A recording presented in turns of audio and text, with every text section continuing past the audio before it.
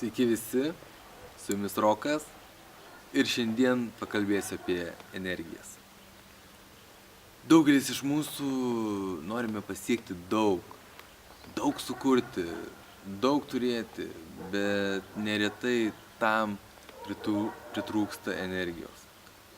Todėl pasirenkam laiką leisti prie televizijos, prie kompiuterių ar kažkaip kitaip švaistyti laiką tą, kuris skirtas savirealizacijai, savęs tobulinimui, kūrimui. Kad būtų aiškiau, paaiškinsiu energijos gavimo modelį ir ką daryti, kad energijos turėti.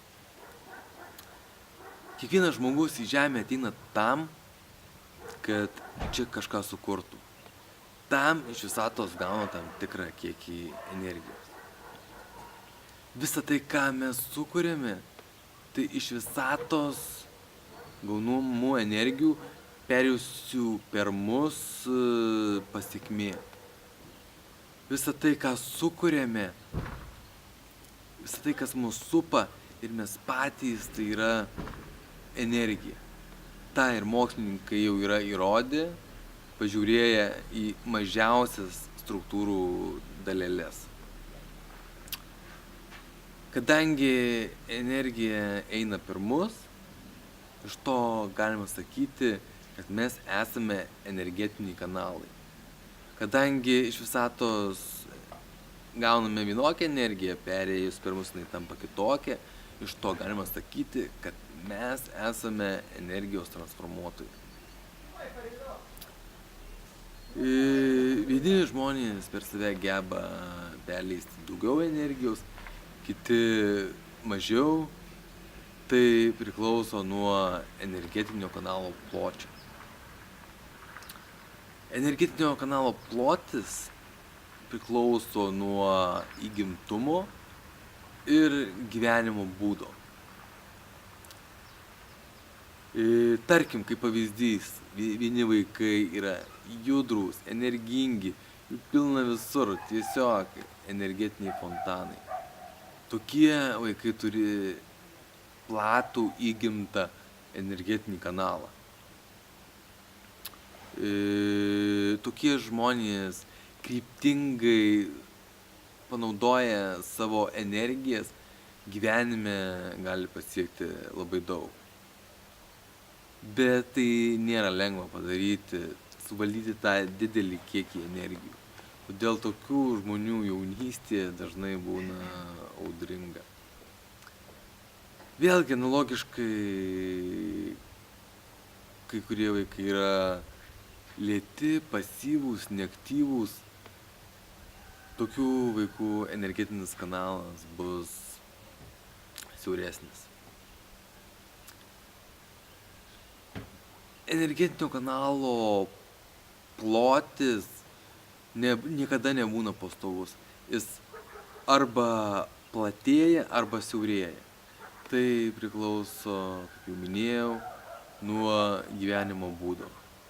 Jeigu žmogus kuria daug negatyvo, daug generuoja negatyvių energijų, tokių kaip nepasitenkinimas, pyktis, liūdesys,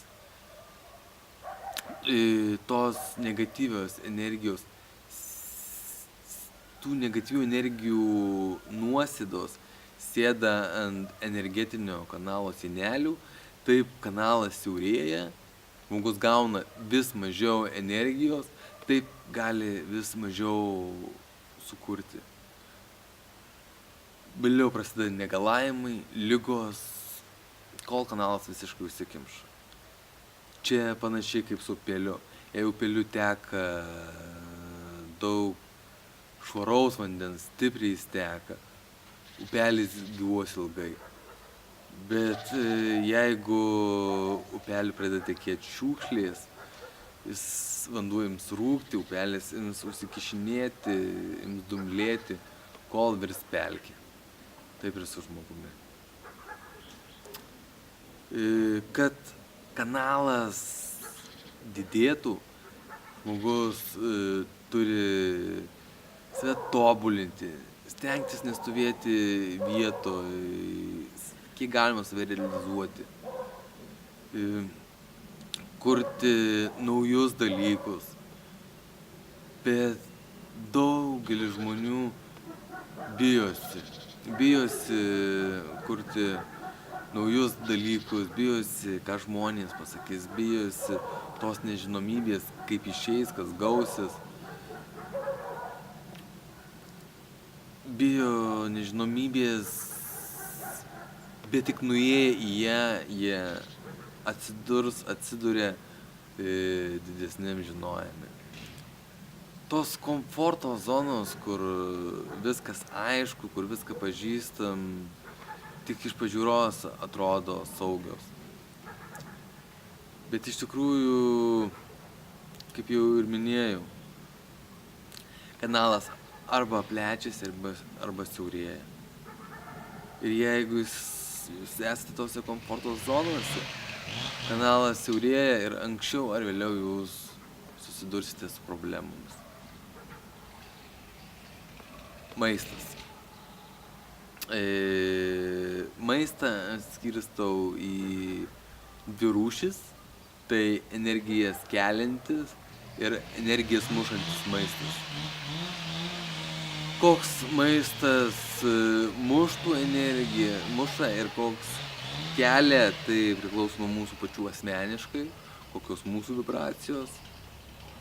Tarkim, kaip pavyzdys, benamis, valgantis iš konteinerių, jeigu mes jam pasiūlysim kepsnį, tas kepsnys jam tikrai pakels energiją.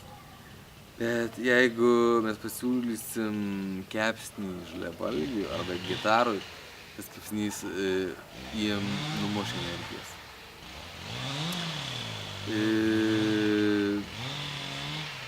Maistą rinkitės pagal save. Tiesiog, kaip matote, koks maistas sveikesnis, jeigu valgote daug riebios mėsos, stenkitės valgyti liesesnę mėsą, valgyti daug vaisių, daržovių, ekologiškus produktus.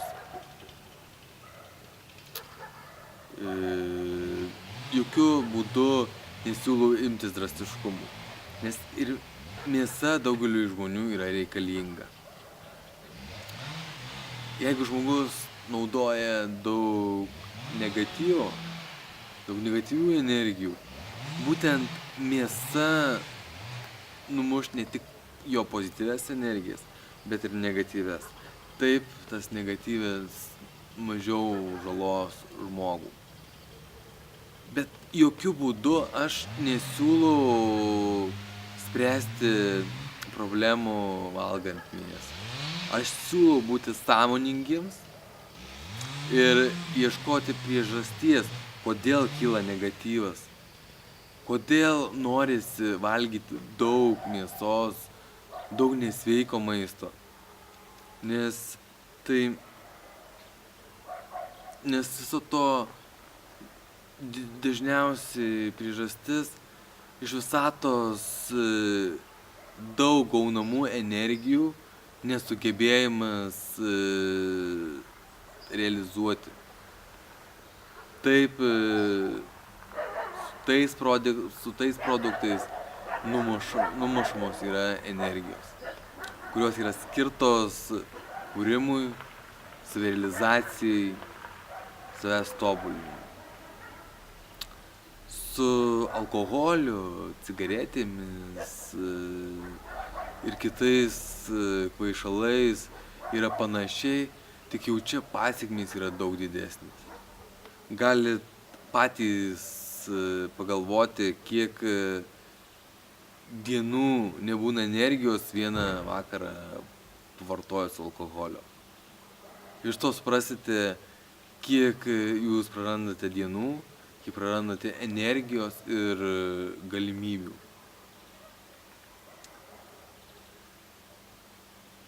Puikus oras. Galima daug energijos, galima pasimankštinti kieme. Mankšta beje išjudina energetinius kanalus, tuomet energija gali žymiai lengviau judėti ir cirkuliuoti per jus. Stenkitės išmankštinti visą kūną, kiekvieną sąnariuką, ir tuomet energija dar geriau tekės. Šiandien tiek, iki greito, būkit sveiki ir energingi.